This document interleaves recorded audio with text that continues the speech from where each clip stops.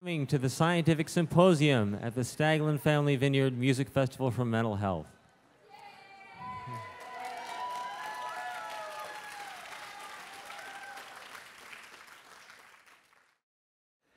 What I want to do is perhaps a little different from prior talks that you've heard at this music festival. And it's to do exactly what Rob Malenka has said, which is to tell you why now is such an important time for us to make a big intellectual push in neuroscience and in translating that neuroscience into treatments, cures, and preventions. And I'm going to give you some of the details in this talk about an effort that Patrick Kennedy and the Staglin family, Garen, Shari, and Brandon, have been spearheading, which is called the One Mind Initiative. And I hope that what this talk will do will give you some sense of the extraordinary leadership that they have put into this timely and important effort. But I'm not here only to tell you sort of the details about that effort. What I really want to make the case to you, and maybe this is the choir, but I want to make the case to you for why now? Why can we deliver now? Because for those of us who care about mental illness or any brain disorders, this is a very difficult time. It's a difficult time for all of science, in fact. You didn't have to listen to the president's speech last week or watch the Dow nosedive once again like on a roller coaster to recognize that we're in difficult economic times, and almost certainly one of the casualties, tragically, short-sightedly, will be our nation's federal investment in research. And the reason it's short-sighted is, if we cut Medicare, more people will suffer now and in the future. If we cut research now, we will not be able to take care of Medicare, just as one example, as our population ages, as more people live to the age when neurodegenerative disorders, Alzheimer's becomes inevitable. And the real way to save health programs, I think, I'm not an economist, I'm a scientist, is to, if we could delay the onset of Alzheimer's disease by 5 years or 10 years, let alone cure it, that would save untold amounts of money, not only from direct health expenditure, but also, if you think of the caregivers, and many of you in your families are caregivers, who have to remove themselves from the workforce. And so, I can philosophize, and we will talk about these things, but one of the reasons why now is a time for us to come together is this extraordinary pressure on the US federal budget, frankly on foundation budgets who have all lost money in the economic downturn, and they haven't all made it back, and on other countries that have funded neuroscience research. And then the second reason that I want to come to for why now is that the pharmaceutical industry, after years of making small incremental improvements in the drugs that are used to treat mental illness and heavily marketing them, has hit, they feel, a scientific wall, and many of the large companies are actually exiting this field. And then, where will be the ecosystem for translating discoveries into new treatments and cures? And we all have a role to play in turning this around. And the question, the organization of this talk, I'm going to tell you a little bit about the One Mind effort. But what I want to tell you about is to be really honest and just remind you of how hard it is to study the brain. That's one of the reasons why we don't have the treatments yet. As good as what we have is, it's not nearly what we need. And why that is.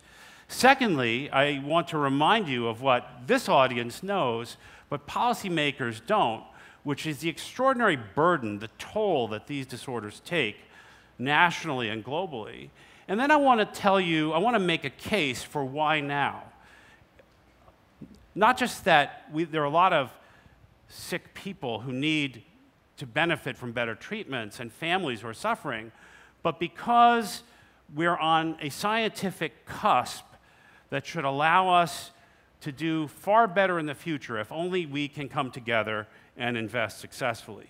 So let me just give you the primary goals of this kind of effort are to make progress in brain research. And here already, it's really important.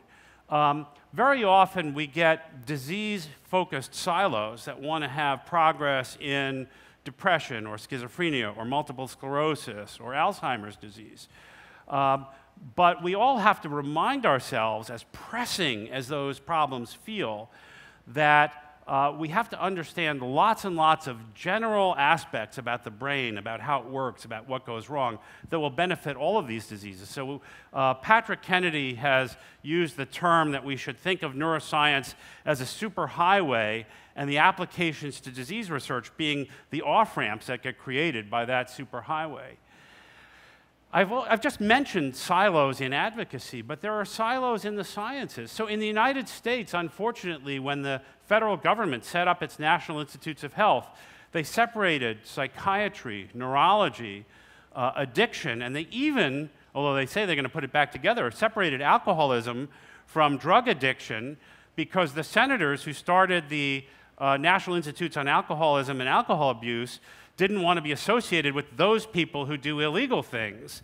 And you know, human nature can be disappointing. When you're in a silo, you do what's good for your silo, and you don't necessarily do what's good for everybody, do what's good for science. We need to address those problems, and academic departments repeat the same separations. We need to do basic neuroscience for sure, but then we need to remove the obstacles to turning that into treatments.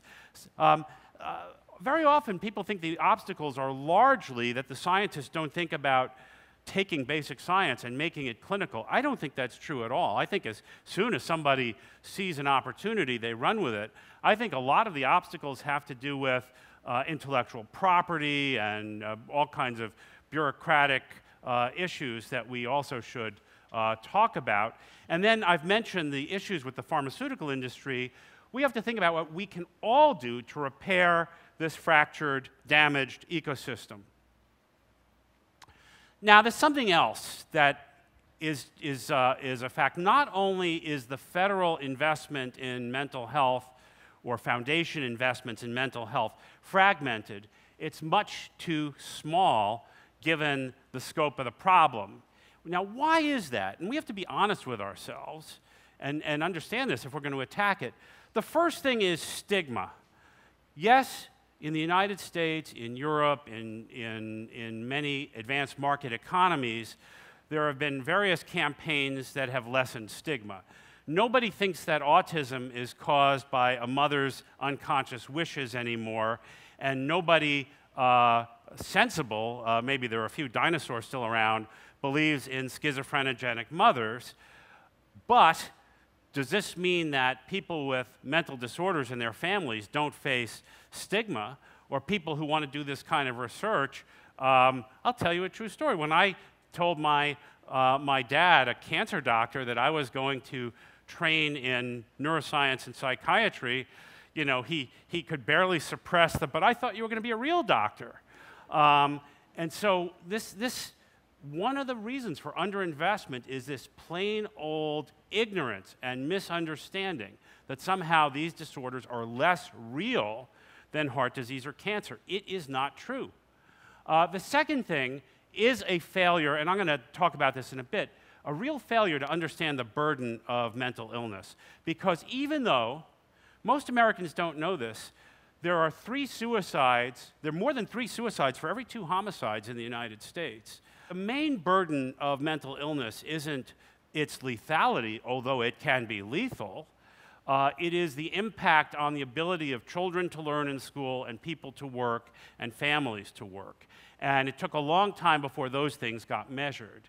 And then the third thing is that the brain, it is hard. I mean, this is this organ that allows me to give, I hope you like it, this talk. It allows us to write poetry, to make love, to plan wars, to do just all of the things that we do. It is unutterably complicated, and when it gets sick, that's not such an easy thing to disentangle. You know, cancer research is hard. I don't ever want to be robbing Peter to pay Paul, but if you want to understand cancer, a surgeon takes out the actual diseased tissue. It can be directly studied. Not so with brain disorders. Although sometimes we wonder whether our policymakers have had the tissue removed, but that's a different issue. But here's the pickle we find ourselves in, and this is why the effort that Garen and Shari and Brandon and Patrick Kennedy have started is so important. The federal government is, not only is the budget going down, they're committed. You know, they have patterns of funding. The major foundations around the world have patterns of funding. We come to them now at a time when they're under pressure and say, we can do it. They say, well, good luck, right? So it really is not a trivial issue to make the strongest possible case just at this moment. Okay, so the case for investment. As I've said, great challenge. The need makes progress urgent, but just because it's urgent, that doesn't mean we can deliver. Why invest now? And the argument is going to be there are important new tools, important new discoveries, and new forms of scientific organization that should spur progress in neuroscience. And I just want to dwell on one thing for you, because I want this to sort of make sense to you so you can, if you agree, carry this message. You know, as a scientist, you know, when I talk with Rob, you know, especially if we've been out in the grapes, we like to talk about how smart we are and what great ideas we have. But tools really matter. Just think of Galileo, right? No telescope? What would he have done? He wouldn't have discovered those first 4 moons of Jupiter. And then, having discovered them because of the advance in optics, then he could say, my God, this is really the final nail in the coffin, that the idea that everything rotates around the Earth. The universe is really organized in a different way. Then he got to be excommunicated and everything else. But tools matter, and we now have tools ranging from platforms in genetics to unthinkably strong advances in microscopy and imaging that are changing the way, what we can imagine, that change the way that we can imagine things. And I will talk a bit more about the other two later. I don't want to go on too much. So just a little bit, just to remind you of, because again, we don't want to pretend this is easy when we're making our case. So the brain, as I said, is our most complex organ, right? The organ that writes love poetry and does some less attractive things as well. I know, it's some wonderful things. It can distinguish different vintages of a Chardonnay. I mean, what an amazing organ. But every organ in our body, of course, needs molecules and has cells, but the brain is also an organ of communication. It makes connections. It has synapses. We'll talk about this in a second. It has circuits full of thousands of different kinds of cells. So the liver, again, I don't want to make fun of people who study the liver. The liver has 3 cell types, okay? And if you want to study the liver, you ask somebody, you put in a needle, you take out a piece of liver, make chopped liver, you take out some liver, and there are hepatocytes that do the work, there are Kupffer cells that are part of the immune system, and then there are the cells that are involved with the blood vessels, okay? The brain, as you'll see, has tens of thousands of distinct kinds of cells, organized through synapses into these amazing circuits that are what underlie our thought, our emotion, and our behavior. This is a level of complexity that no other set of scientists have to deal with. And mental illness results not from the problems we've learned from a single molecule, but from the malfunction of complex distributed circuits. These are hard problems that we have to solve. And then the other thing about the human brain, because it's true, we've cured a lot of mice in the lab, but the problem with the human brain is it is inaccessible, and we'll come back to that as well. Okay, so just a few things on progress and why it's hard. So the first thing, it won't surprise you, the genetics of behavior have turned out to be fiendishly complex. There is no gene for schizophrenia. There's no gene for liking to read the work of Emily Dickinson. There is no gene for having the kind of palate that knows, you know, which of these grapes will make a great vintage. Hundreds, if not thousands of genes work in concert to build this remarkable organ, the brain. And when things go wrong, it turns out it is often small changes in lots and lots of genes that contribute to what goes wrong. Sometimes there's a big change. You can break the machine, but for most people, there are many, many small changes. And so it has taken a long time. Finally, modern genomics is giving us the opportunity to understand this. And in the last few years, after many false starts, the first papers have been written that are really convincing in autism, in schizophrenia, in bipolar disorder, in which people are beginning to find the genes that contribute, they don't cause, but contribute to these disorders. And these will give us very important clues. Now, genes don't act by themselves. You know, it's famously known, if you have two identical twins that share 100% of their DNA, and one has schizophrenia, the other has a 50% chance of having schizophrenia. Well, that's a huge increment over the 1% population risk. That's a 50-fold increase in risk. So genes are really important. But they're not fate. There are other things that are happening, and I'm not going to take you through this, this complicated slide. It's really a mnemonic, just to say that, there are all kinds of other processes that are not simply, they include lived experience, but they also include things that happen in utero, and they also include chance. If you're wiring up a brain that has 100 trillion synapses, that cannot be done in a robotic, mechanistic way. Two identical twins will have, they'll be more like each other than they are with anybody else, but they will not be the same. And so maybe it shouldn't be so surprising that not every co-twin has schizophrenia or has autism. So genes matter a lot, but so do lots of other things that we have to understand. I mentioned that the brain has tens of thousands of distinct cells. This is a famous hand drawing from Ramon y Cajal, one of the great progenitors of neuroscience. And it's just to show you, you know, these are not like random things. The Purkinje cells, the cells that make up the back of the brain, the cerebellum, look like this, and some of them make 100,000 connections, or even 200,000 synapses or connections. And there are literally tens of thousands of distinct kinds of nerve cells. And now forgive me for the oversimplification, but this is a picture by David Van Essen, one of the people who was involved in the first One Mind symposium planning, of the wiring of the visual system. And it's just, again, to show you what gets overlaid. You know, like the liver doesn't have circuits like this, right? It has cells sitting together, right?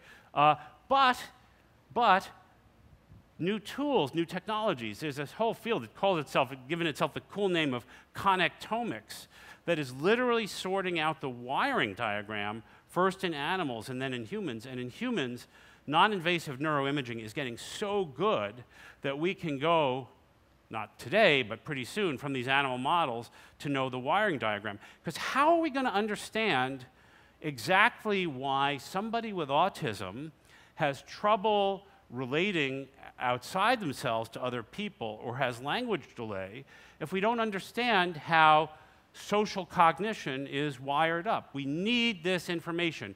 We haven't had it at the level of analysis that we need it. It's so exciting. We're getting it if we can invest. And I'm going to come back to this. This is this is a glutamate synapse. It actually should be named after Rob Malenka, who is one of the great experts. This is just to show this is the neuron that's releasing neurotransmitter. This is the receiving or postsynaptic neuron. And it's just to show that when one neuron talks to another neuron, it's not simply that it squirts a neurotransmitter and there's a little homunculus in the receiving neuron that says, got it, I'll describe the TV program. Instead, and Rob, I do apologize again for this oversimplification, but there is this huge molecular cascade that allows the signal to be processed. And I'm showing you this because genetics has actually shown that in some cases of autism, some of these specific proteins, which I'll come back to, have mutations. And that influences how the brain communicates.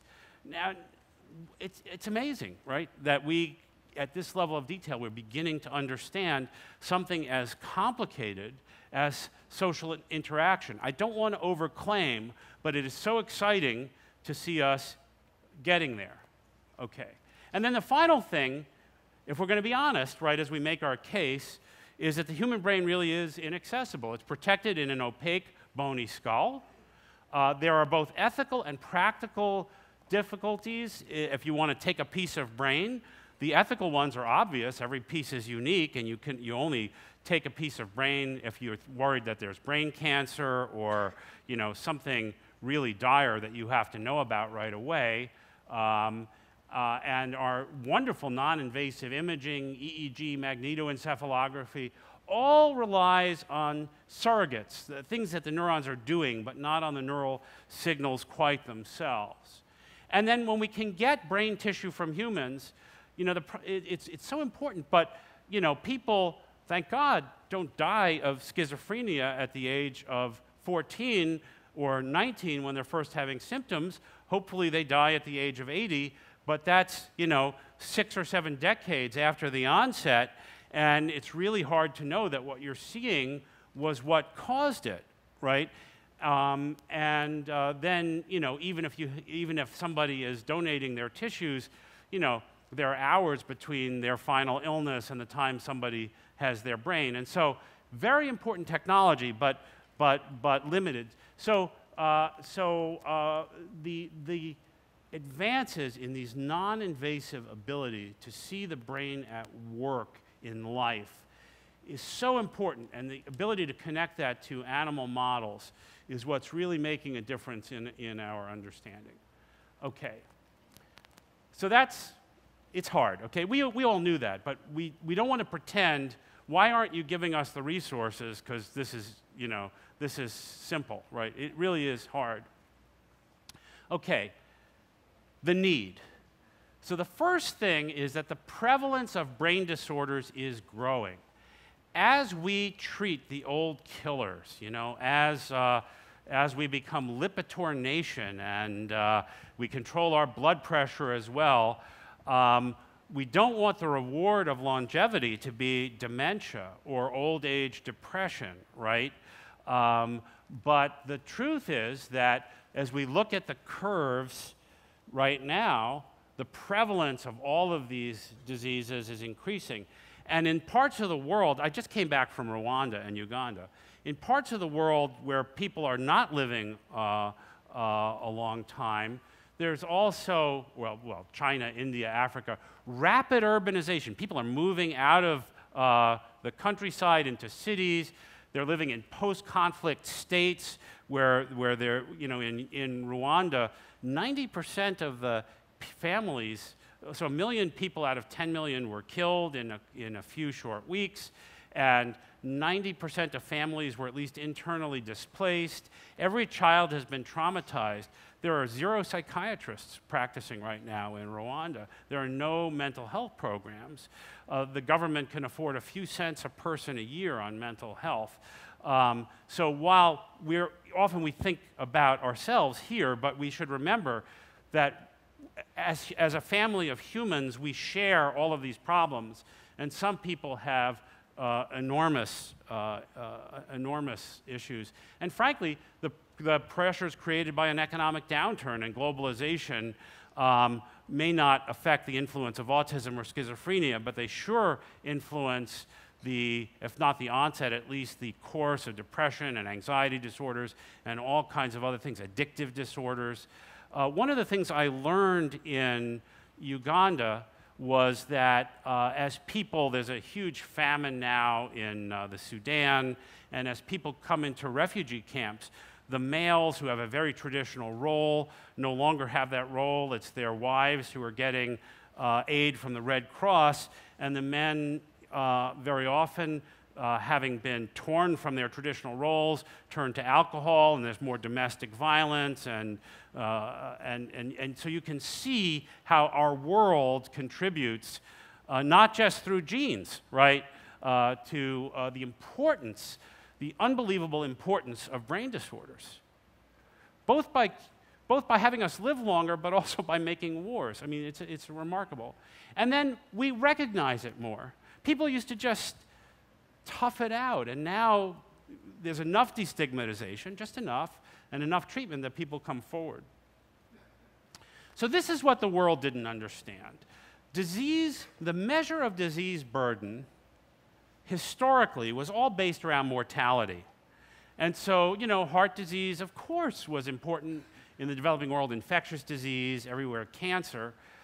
In 1996, the World Bank and the World Health Organization, now I never thought of the World Bank as a mental health advocacy group, so they were as surprised by their results as anybody, decided that, here was the question for them. If you're a government, right, and you have an incremental dollar to spend on health, how do you choose where to spend it? And so they wanted a common currency. They wanted a measure of disease burden. And what they did is they combined premature mortality and healthy years of life lost to disability. Now, for those of you who are, you know, social scientists at heart, I have to admit that the methodology for measuring disability needs a little bit of work. But there are a lot of external validators of this, you know. And when you add disability, all of a sudden, per my original comments on suicide, for example, neuropsychiatric disorders, so this is the US and Canada, but it's actually pretty high even in sub-Saharan Africa. The trouble is we don't have very good measures. Is the largest cause of disease burden, of disability-adjusted life years, of this measure which sums premature mortality and years lost to disability. Cardiovascular disease is second, and so forth. And if we actually look disease by disease, major depression or unipolar depression is the leading cause of DALYs in established market economies. And I don't want to show too many slides. It ranks 4th worldwide. That includes everybody, right? Ischemic heart disease, not surprisingly, is second. Alcohol use disorders, number 3. Chronic obstructive pulmonary disease. But you know what? I think that's a behavioral disorder, because if people could stop smoking, that would almost disappear. Lung cancer, another behavioral disorder. I'm going to tell a little scientific story. You know, I'm a big brain disorders advocate, but the cancer community, doing one of these big genome-wide studies of the genetic risks of lung cancer, got a really big signal and got really excited because they had found a gene that causes lung cancer. You know what it turned out to be? The receptor for nicotine in the brain. Okay? Hearing loss, adult onset, brain-related disorder, Alzheimer's disease, and then stroke. So these have enormous impact. Okay. Can I explain it? I mean, why do these numbers make sense? Well, first of all, brain disorders, and we know this, are disproportionately disabling because the brain is the organ which lets us get our work done. It's the organ of cognition. It's what allows us to plan. When people with schizophrenia have their hallucinations and delusions successfully treated with modern antipsychotic drugs. Many of them are not so fortunate and don't go back to effective work or school, because what we can't yet treat is the part of their brain that gets affected, which allows them to form goals and control their behavior in accord with those goals, right? These are very disabling disorders as a result. And we can't even measure yet. There's no measure. What's a disabled child? Well, if a child has, an extreme intellectual disability, we can measure that. But how do we think about an isolated learning disability or ADHD or the ability of children to learn in school? So we're still actually undercounting these things. Brain disorders are common, right? Alzheimer's disease is very, very common in the elderly, but depression, the lifetime risk in the United States of having a depression that would benefit from treatment is 18%. That is a very common disorder. And then the other reason that these are have such a huge impact is they tend to begin early in life, right? Just think of autism, learning disabilities, seizure disorders, schizophrenia, childhood, early teens. And then many of these disorders are chronic or recurring. They don't get cured, whether it's, let's think of traumatic brain injury that many of our soldiers are suffering. We don't know how, we can help them, but we don't know how to reverse that. That becomes lifelong as a cause of disability. Bipolar disorder, recurrences throughout the life. So there's a lot of corroboration of the enormous impact on societies of brain disorders in aggregate. And yet, that should say big markets. As I said, as I was outlining this talk, the pharmaceutical industry is exiting. What is happening? Well, they're having a hard time. So what this graph shows is, let's imagine that you're a drug company, and you make a chemical compound, and it looks promising enough and safe enough that the FDA or other regulators, if you're in Europe, say that you can test it for the first time in humans. Okay, you get that far. How many of those drugs will eventually be available in your pharmacy? So right now, the cancer used to be lower. CNS, central nervous system, has for many companies, the highest dropout rate. I'm looking at Husseini Manji from J&J, has the highest failure rate, right, of any area.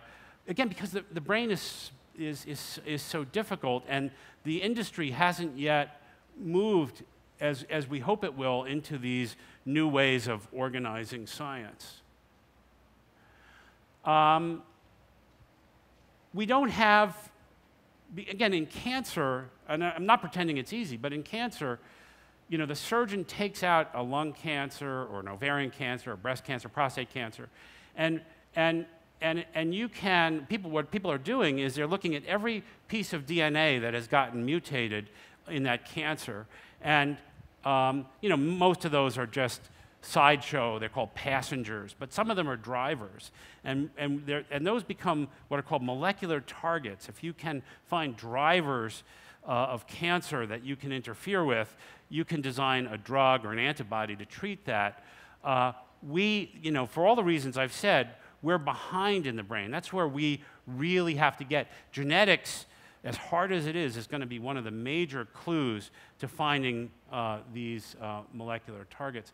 The animal models, here, my friends from pharma, I apologize, you guys have been lazy. The animal models that people have developed have been used to predict the next Me Too drug, and we actually don't have animal models, by and large, that predict something new and really useful. And they know it, but the answer shouldn't be to get out of the business. The answer should be, let's all work together and develop models that will predict efficacy. I've already told you about the fact that the brain is inaccessible, but what that means is that when you're testing a new treatment, you don't have any objective markers to know that it's working.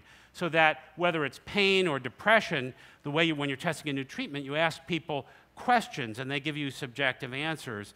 And that's pretty, it's the best we can do, but it's sure not as good as in HIV counting, viral load, viral RNA or CD4 cells, right?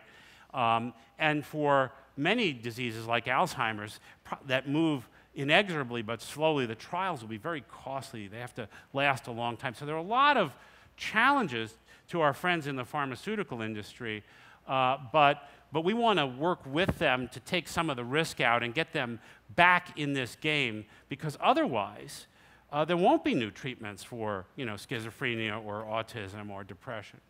All right, so brain research is hard, it's urgent, but can we deliver? So I've already hinted at this. Yes, new tools, but very importantly, new kinds of organization. Scientists, like all of us, we have all of our same human foibles. And, everybody worked in this methodology, dating from the 19th century in small groups, being very secretive, because, you want to win the Nobel Prize or whatever. And people often were like, I used to say when I was NIMH director, I wasn't always so popular. I would say, people wanted to be like pharaohs and they wanted to be buried with their data. But if you think about it, you don't have to be a statistician to know that if a gene contributes a very small, and important, but a small incremental effect to the risk of autism or schizophrenia or bipolar, you need a huge sample size to detect that. And frankly, we have to collaborate. We have to work together. We have to share data. We have to share DNA samples, right? If I have potentially an animal model for one of these disorders, should I hide it away? I've heard a great story where somebody said, oh, yes, I sent you that knockout mouse. I heard that it was run over by the plane on the tarmac as they were loading it. No. We have to be in this to make progress. We really have to share our tools, our reagents, our data. We have to share our methods so that we can really replicate things. And we have to work as a community to develop new kinds of models. Stem cells may be a good supplement to animals as a way of modeling diseases. So there's a lot of progress, but a lot of it depends on new kinds of organization. Let me give you an interesting example of this progress. So autism is very heterogeneous. Lots and lots and lots of genes are involved. Mostly we don't yet know what they are, but a few of these genes create such a severe problem that in just a few % of cases, a single mutation causes autism. And so here's this synapse that I showed you before, the glutamate synapse, the main excitatory synapse in the brain. And it turns out that a mutation in this humble scaffolding protein, SHANK3, it's even got a sort of, it was named to be boring, SHANK3. Well, no, no, maybe that's not so boring. But it basically forms a scaffold for other proteins to bind to. When it is mutated, people in that family have a very, very high risk of autism. And we actually know what it does. And we can put the Guoping Feng at MIT put this mutation in a mouse. And how would a mouse manifest autism? Well, mice actually are social. They communicate by sniffing each other in various unmentionable zones. And the mice with these mutations actually prefer to interact with an empty cage than with another mouse, right? So, and then that model, will be exploited, and maybe it will only help people with this mutation. That would be very disappointing. But maybe, all of these things are interconnected, and then there are other molecules, neuroligands, that also have been implicated in autism. Maybe it's going to come together in a more general way, right? But this could only happen because modern genomic technologies have shared huge samples, and people have shared data, and we're off to a very different kind of model. So time is passing quickly. I am not going to show you other examples, because I think you already know. I'm going to show you optimistic examples of where collaboration and data sharing and new tools have really helped us turn a corner. But I think I can say this is a really good time for contrarians. You know, as some tired people get out of this field, the smart people are getting in because they see these changes in organization. And so what one mind will represent, but what we all have to do as a community, I mean, it has to be, this attitude has to be like an infectious disease. It has to change the way we all behave. Increased sharing of research tools and reagents, sharing of data, sharing of patient materials, not just genetic material, but certainly genetic material, but also other patient samples. And we have to collaborate. You know, it's expensive. The particle physicists and the astronomers have figured this out. You know, no one lab can buy a $1 billion telescope on a high mountain in Chile, right? But we haven't done this well enough in biology to share our DNA sequencing facilities and our computational biology, our large databases. The Allen Brain Institute, very interesting group, has made detailed maps of the way genes are read out across different times in brain development, and they put it all on the web. And I tell you, most weeks I hear a talk where somebody has done some work, and then instead of wasting a year doing an experiment that their lab isn't all that good at, they go on the web and they look up something from the Allen Brain Institute, and they have a new hypothesis. This makes great sense to me and to many of us. It is not yet the way people are working. And then finally, for the treatment development ecosystem, we have to work together, not just scientifically, but we have to convince regulators, funders of research, the people who pay for, you know, the insurance companies, and in many countries, governments, to improve the incentives for real innovation in academia and in industry.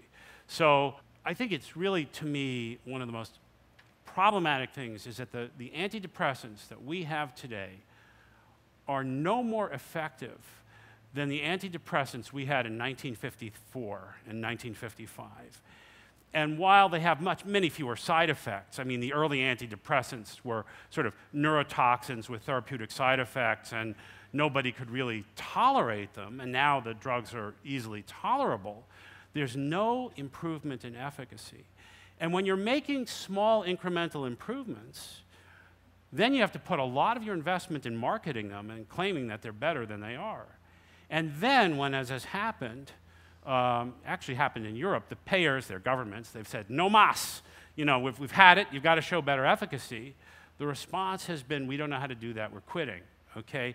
So it's not just scientists, but it's regulators, funders, payers who are part of this game to give us a chance to hit the reset button.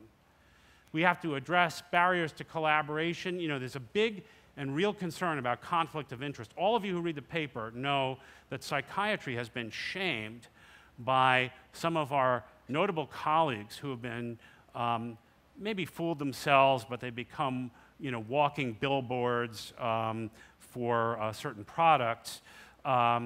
We have to take it seriously. No patient should ever believe that they have received a prescription because their doctor is benefiting in some unrelated way from a company. That just can't be. But we also can't create a conflict of interest bureaucracy that means that there's no more interaction between academia and industry. Really important issue. And again, I'm really happy to know that One Mind has even includes lawyers. I mean, nice lawyers who are going to help us with this. I've learned, you know, I was, as Harvard provost, I, you know, used to spend 5 hours a day with lawyers because people do really surprising things. And then we've already talked about meaningful public-private collaborations. Okay, so that's the story, okay? We are at this inflection point, and all of us together have to make this case. If we just sit back knowing how important these disorders are, government funding will slide away, companies will slide away, and we're going to lose this amazing opportunity. So now, of all times, is the time for this big push. Thank you very, very much.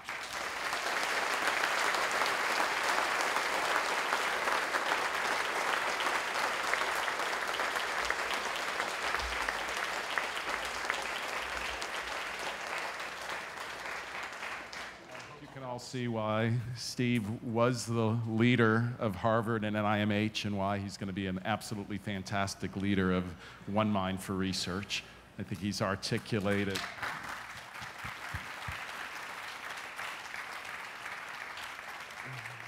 in an entertaining and spectacularly accurate way why now is the time. So I think we have about 5 minutes if there are any questions from the audience that seem pressing.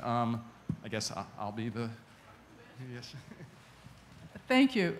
Junior Joan from Midland, Michigan. Excuse me, I've got everything on my lap, including the notes on your speech. And you certainly made a good case, and thank you for educating us. One thing I learned was I did not know the Depression led the, the years of loss of efficacy in life. Yes. So my question to you is, sort of, what are the promising, I can't say, promising and effective are different, I guess, but the promising research in the field of depression? Yeah. So 2 things. First, let me just say that there is corroboration for that. So in the United States, after low back pain, depression is the leading cause of time lost from work. But unlike back pain, there's also this phenomenon that's poorly measured that sometimes goes by the infelicitous moniker presenteeism instead of absenteeism, where people come to work, but they are not effective. And this has been measured in some areas, and so it's a really big problem. So I think there are 2 things. I would say that, we have some people actually here in the audience who are working on just brand new hit the reset button scientific approaches to depression. There was a really interesting observation that a drug, ketamine, which has all kinds of side effects and would never be used clinically, has a rapid antidepressant response, and people have followed that up in very, very sophisticated ways. Can't promise that it's going to pan out, but there's exciting new research. But there's something else we can do that is much more straightforward. The medicines we have work, but they're not as good as they need to be. There's a real shortage of people out there practicing the kind of efficacious cognitive behavioral therapy that really helps. And in Boston, it's impossible to get an appointment. All of them no longer want to take insurance. And again, this is partly a political thing. It's mental health. If they had a heart attack, people would pay for their dietitian and their rehab. But to get cognitive behavioral therapy becomes, a major, it's like pursuing the Holy Grail. And so, yes, we have to do this science, but there are some policy level things that really need to be addressed.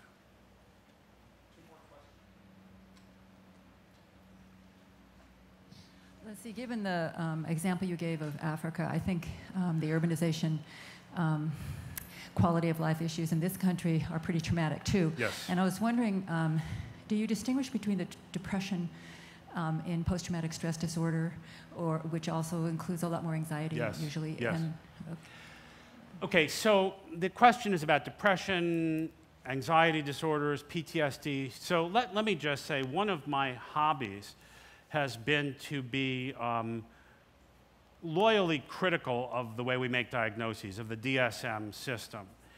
And to say that the DSM, I mean, this is 1960s and 1970s science, right? And what they did is they divided, major depression as a pure entity, different from wellness and different from other disorders, panic disorder, PTSD, all as silos. And the truth is that what we find is that depending on your route in, and this goes to the urbanization or trauma or genes, depending on your route in, you may have a different pattern of illness, but the modal person actually has anxiety symptoms in teen years and then develops major depression later in life, often mixed with anxiety. Clearly, having had a trauma or a big loss or an enormous stress is a risk factor for both. When we look at the brain, some very similar parts of the brain are involved in both anxiety and depression, and we have to find ways of describing these diagnoses so that a patient who has PTSD, depression, panic attacks, and simple phobias doesn't say, oh my God, I'm so sick, I have 5 diagnoses. They actually have one one thing wrong with them that manifests in these different ways. So if that helps, that's where I think we have to go with these diagnoses. And then we can do clinical trials on those people. You see, these silo ways of making diagnoses are believed, of course, by our regulatory agencies. So the FDA will not let you do a clinical trial on someone with PTSD and depression. You have to find people with only major depression and nothing else. They can't have diabetes. They can't have one more beer a week than the regulator, right? And that's not the real world. And then when the drugs get out in the real world, they don't look as good as they do with these very rarefied populations. So your question led to something bigger, but you're exactly on target.